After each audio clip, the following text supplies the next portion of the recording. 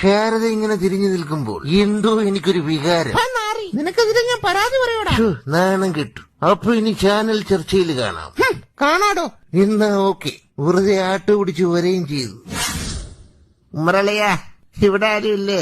ഹേമ കമ്മീഷന്റെ കാര്യം അറിഞ്ഞ? ഒന്ന് പതുക്കെ പറയടാ ദ്രോഹി.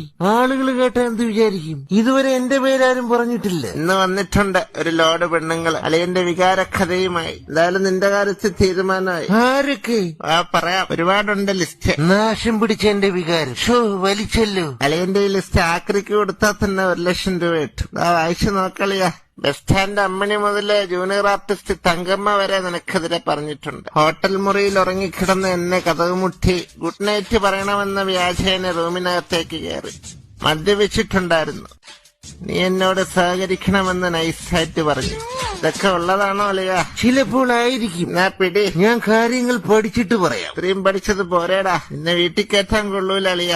ഇനി അബദ്ധത്തില് പോലെ എന്റെ വീട്ടിലോട്ട് നീ കയറി വരരുത്. എനിക്ക് ആക്കൂടെ ഒരു ഭാര്യ മാത്രമേ ഉള്ളൂ. ഉറപ്പായിട്ടും വരാം. വന്നാ വെട്ടും ഞാൻ. അപ്പൊ ശരി, കാണാം. കാണാടാ കടിയാ. ജയിലിൽ വന്ന് കാണാം. ആരെങ്കിലും കേട്ടോ എന്തോ? നാശം പിടിച്ച ഹേമ കമ്മീഷൻ ലിസ്റ്റിൽ ആരുടെയൊക്കെ പേരുണ്ടെന്ന് നോക്കാം. സുശീല, വനജ, സൈനബ, മറിയാമ്മ, നളിനാക്ഷി, അമ്മിണി, അശ്വതി, ഭരണി, കാർത്തിക. അമ്മി, നക്ഷത്രങ്ങളെ പോലും ഞാൻ വെറുതെ വിട്ടില്ല.